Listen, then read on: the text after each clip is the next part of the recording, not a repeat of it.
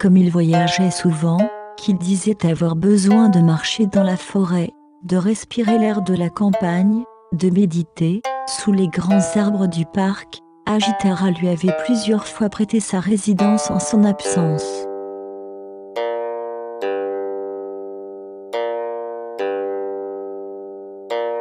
Mais Iman se sentait comme prisonnier. Pourtant il n'y avait pas la moindre peur en ses regards. Sa réalité était partagée en deux, celle d'hier, liée au souvenir et à la désolation, celle de maintenant, qu'il voudrait attacher à l'action et à l'avenir. Iman se sentait surchargé de désarroi, dans l'anéantissement délicieux de tout son être. Il portait dans le regard ce trait différent qui traçait dans ses prunelles, comme le sillon d'une fêlure, et provenait d'une pensée que quelques paroles, alors insues, avaient agitée en lui. Il regardait le paysage et ne voyait rien. Son regard était tout d'intérieur.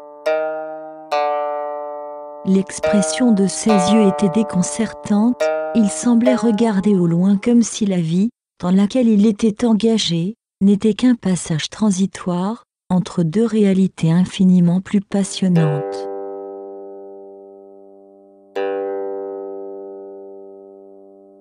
Debout, près d'une fenêtre ouverte de son habitation, il jeta un regard par la fenêtre sur le soleil, qui disparaissait derrière la cime encore dénudée des ormeaux. Il voyait à cette heure, d'un œil indifférent, ce spectacle grandiose que, chaque matin, il regardait, attendait, écoutait, attendait, écoutait.